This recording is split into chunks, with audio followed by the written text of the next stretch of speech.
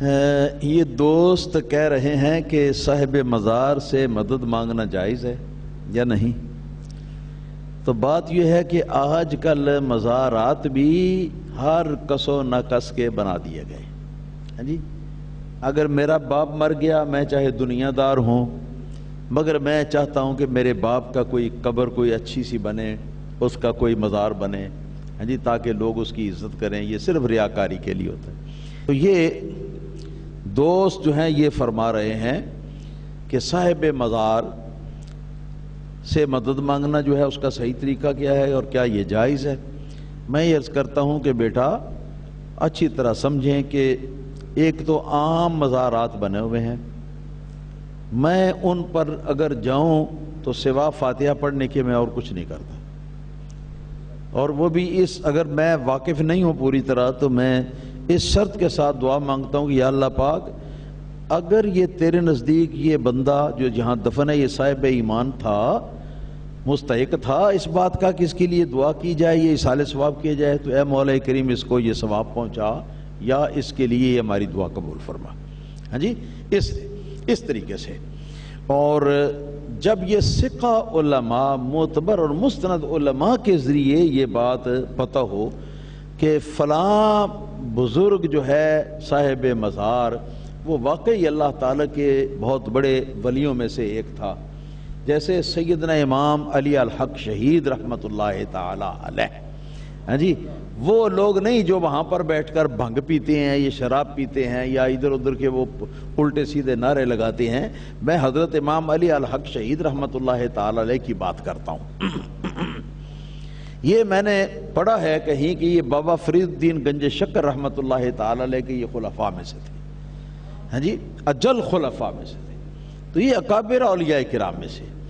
اسی طرح گجرات کے اندر شاہ دولت صاحب رحمۃ اللہ تعالی علیہ، یا لاہور میں حضرت داتا گنج بخش علی اجمیری رحمۃ اللہ علیہ، اسی طرح اور وہ اصحاب مزارات کے جن کو ہمارے زمانے کے اکابر اولیاء کرام اور کابر علماء کرام جو ہیں انہوں نے بھی ولی مانا ہے، ان کے قبروں پر اگر جائیں تو وہاں مدد ان کی حاصل کرنے کا بہترین طریقہ جو ہے اور وہ یہ ہے کہ وہاں پر جا کے تو پہلے ان کو سلام کریں، پھر ان کے سینے کی طرف کھڑے ہو جائیں یا بیٹھ جائیں تھوڑا سا فاصلہ رکھ کے، اور وہاں پر بیٹھ کر ان کی فاتحہ پڑھیں، اللہ اللہ کریں جتنی دیر آپ کر سکتے ہیں، اس میں کوئی پابندی نہیں کہ کون سی اللہ اللہ ہو، جو سی بھی اللہ اللہ ہو وہ کریں، درود پڑھیں، کلمہ طیبہ پڑھیں، کچھ اور پڑھیں، قرآن پاک پڑھ لیں یا نوافل پڑھ لیں، مگر یہ نوافل اگر پڑھنے ہو تو سرانے کی طرف کھڑے ہو کے تو یہ نوافل پڑھیں، نوافل پڑھنے میں قبر جو ہے وہ سامنے نہیں آنی چاہیے۔ تو یہ سب کچھ کر کے جو کچھ بھی آپ کرنا چاہتے ہیں تو اس کا ثواب اللہ تعالیٰ کی بارگاہ میں دعا کریں کہ یا اللہ پاک اس بزرگ جس کی قبر پر میں آئے ہوں، اس صاحب قبر کو یہ میری اس تمام عبادت اور میری ان تمام نیکیوں کا ثواب جو ہے وہ پہنچا۔ اور اسی طرح ان کے قبرستان کے اندر جتنے بھی اہل ایمان مدفون ہیں، اے مولا کریم، سب کو بھی یہ ثواب پہنچا۔ اس کے بعد ان کی ولایت اور ان کے قرب کا، ان کی محبت الہی کا وسیلہ اللہ تعالیٰ کی بارگاہ میں پیش کرتے ہوئے آپ یوں عرض کریں کہ یا اللہ پاک،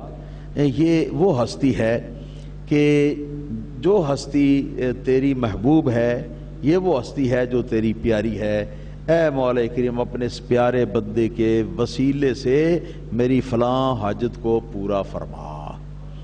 یہ اس طریقے سے دعا فرمائے، یہ بہترین طریقہ ہے اولیاء کرام کی قبور سے مدد حاصل کرنے کا اور ان سے توسل کرنے کا۔ لیکن اگر آپ نے یہ کہا کہ اے اللہ تعالیٰ کے نیک بندے، میں گناہگار ہوں اور آپ اللہ تعالیٰ کے مقرب ہیں، اللہ تعالیٰ کے آپ نظر میں ہیں، نظر محبت میں، تو آپ فلاں کام کے اندر میری مدد فرمائیں، اس طرح اگر آپ کہیں تو یہ بھی ٹھیک ہے، اس میں بھی کوئی حرج نہیں ہے۔ جو وفات یافتہ اولیاء کرام ہیں وہ بھی اللہ تعالیٰ کے جو کارکن ہیں نا اس کائنات کے اندر، مختلف کام انجام دینے والے، یہ سلسلہ کونیہ میں کائنات کے اندر، ہاں جی، جو یہ باطن میں جو اللہ تعالیٰ کی طرف سے ڈیوٹیاں ادا کرتے ہیں اس مخلوق کو کچھ فیض پہنچانے کے لیے، مخلوق کی حفاظت کے لیے، تو ایسے فرشتے بھی ہیں اور ان کے اندر یہ ارواح مقدسہ جو ہیں وہ بھی ہیں۔ یہ سورہ والنازعات جو ہے نا، والنازعات، اس کی ابتدائی آیتوں کی تفسیر میں حضرت شاہ عبدالعزیز محدث دہلوی رحمۃ اللہ تعالی علیہ نے اپنی تفسیر عزیزی کے اندر یہ لکھا ہے کہ اس سے مراد وہ اللہ کے مقبول بندوں کے نفوس قدسیاں ہیں، ان کی پاکیزہ روحیں ہیں، ہاں جی، کہ جن کو اللہ پاک نے، یہ اللہ تعالیٰ نے اپنے خاص کرندے ہونے کے لیے اپنے فرشتوں کے اندر ان کو اللہ پاک نے داخل فرما لیا ہے۔ جس طرح اللہ تعالیٰ کے فرشتے کائنات کے اندر مخفی اللہ تعالیٰ کے احکام جاری کرتے ہیں، اس طرح یہ بھی کرتے ہیں۔ تو امید ہے کہ یہ ہماری مدد کریں گے۔ ہماری مدد اگر اور زیادہ نہ ہو، ان کے تصرف میں اگر نہ ہو، تو پھر اس طرح وہ ہماری مدد ضرور کریں گے کہ یا اللہ پاک یہ فلاں آدمی میرے دروازے پر آیا ہے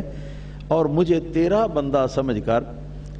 تو میرے وسیلے سے اس نے دعا کی ہے اور مجھ سے اس نے یہ چیز ہے جی تیرا بندہ ہونے کی وجہ سے مانگی ہے، تو اے مولا کریم تو اس کو عطا فرما۔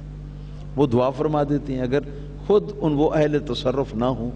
تو وہ یہ دعا کر دیتے ہیں۔ تو اس کا بیسٹ طریقہ جو ہے نا، وہ پہلے جو میں نے بتایا نا، میرے نزدیک وہی بہترین طریقہ ہے کہ بجائے ان اولیاء کرام کو مخاطب کر کے تو ان کو کہا جائے کہ ہماری مدد کرو، حالانکہ یقیناً وہ اس کے اہل ہیں،